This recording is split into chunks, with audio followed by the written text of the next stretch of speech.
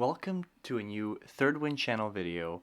Today we're going to be doing episode 2 of our American Horror Story Characters Ranked series, and today we're doing Asylum. So, if you haven't watched the first one, I'd recommend doing that, but getting into it, the ratings are based off of kind of general likability of the character and just their overall story, I'd say. Um, and with that being said, at the bottom, we're going to have Oliver Thredson. Um, you know, when we kind of learn about him, I've always thought that there was something off about him. Why is he so nice? What are his intentions, right? And then we learn his dark, dark secret, and obviously his adventures as a therapist, the gay corrections stuff, is not good either. But at least he wasn't. We didn't know the big dark secret yet. Yeah, at the time there were all these experiments, whatever.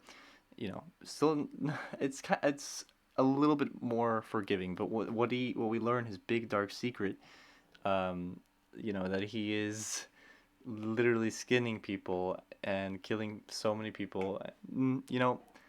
There's no way this character can be anywhere higher than eighth place, no matter how, sociopathically likable some people might find him. To me, he is absolutely in last place. Coming up next, I have Monsignor. He's just very uninteresting to me. One of the low points of the season. I don't know. I just don't really like his interactions with any of the characters so much, and he's not a great guy either.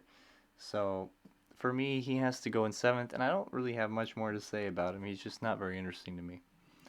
Next, um, I'm gonna have Arthur Arden.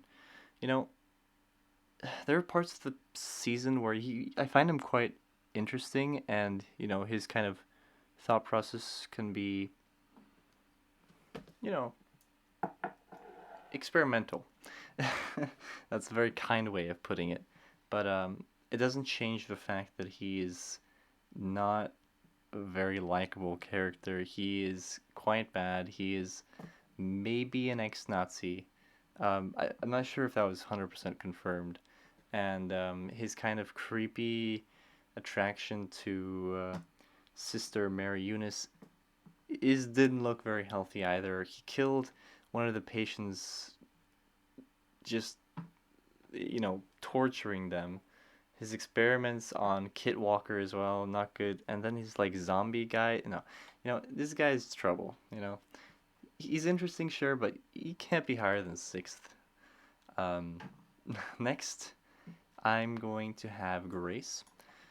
Grace didn't deserve the end she got, but I guess she gets more and more likable as the series goes on. But there is obviously, you can kind of understand, I guess, why she's in this insane asylum. But you never know. Maybe she was completely normal and then she got wrongly accused. She got put in there. I can't quite remember why she was in there. I don't know if we got to know.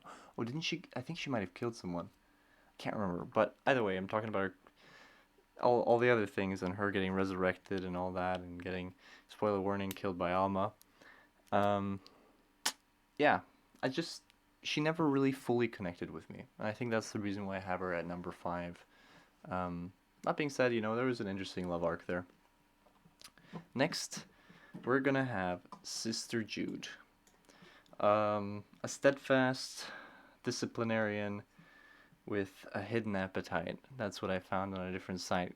I just wanted to look at some ways that others were describing these characters, and I agree with that. She was a disciplinarian, but at the same time, every leader, she wasn't a leader in a way, has her flaws, and we saw some of her past, and it's interesting. But what we learn about her is that she has a heart. She regrets some of the things she does. She's not just completely heartless. And the ending with her ending up in the asylum is just absolutely heartbreaking, and one of the saddest things we've seen in this series. I don't know if it's deserved or not. You can argue for or against, but it's sad. They came back for her, but nope, she was too gone.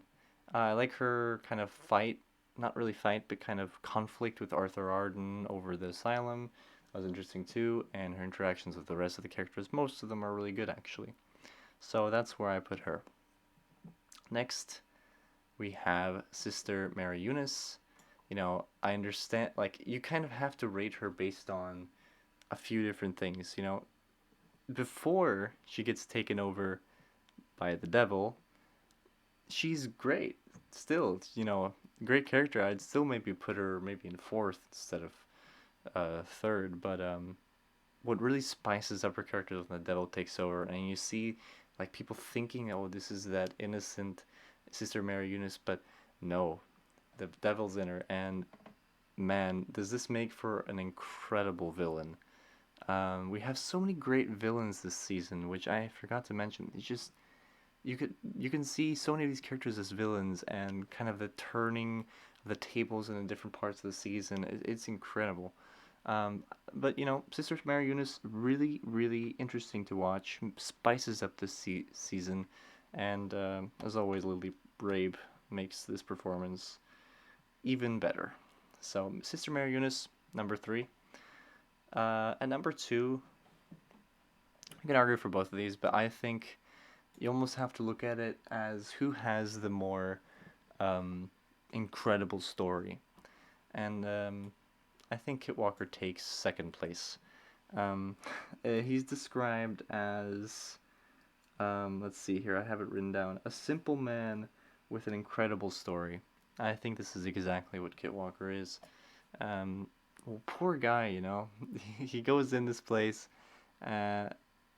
he gets, falsely accused in here, and he just suffers, and his wife going crazy, both of his kind of wives going crazy, and just all that he has to go through, all that he's experienced, all, like, if he told this story to anyone today, they'd be like, no way, you're making this up, and they send him back to the sane asylum. But there's not much more to say than just, wow, what a story, and what a character. He's quite likable. I like the accent he puts on. The performance is great from Evan Peters, and all around just great. And that leads us into our final character here, Lana Winters, who somehow manages to top Kit Walker's story of an innocent person dragged through hell and back. And the fact that she makes it out of this season alive is just a blessing to me. I'm so happy. And we have the so many iconic parts, We'll get into those in a bit. But when she arrives, she's there as a journalist, and then she gets trapped inside, and then she finds someone who's nice, who might save her, but no, he ends up being one of the most evil men in history. She escapes with her wits, and she sends him, with some help, straight to prison. Or actually, that's not true. But I love the scene where she shows the tapes to him in the car in the window. I mean, that's iconic. That's a meme now. I love all the stuff at the very end of the season. Everything. This character is incredible. What a story. And I want to end it with saying that what her character description was. And I thought this fits it perfectly. A reporter going through anything to tell her story, and that's exactly what she is. She is a strong reporter, strong woman, and what a character. Seriously, one of the strongest in the whole series, and kind of solidifying Sarah Paulson as a great in this series. But with that being said, this is my 1 through 8 this season. Let me know if you agree. Let me know if you want me to go over Asylum in more detail. Please subscribe if you enjoy this content, and then you'll be able to see when the next video comes out. Leave a like if you like this video. And again, let me know in the comments how you guys would rank these. And I'll see you guys very soon with Coven. See you guys soon.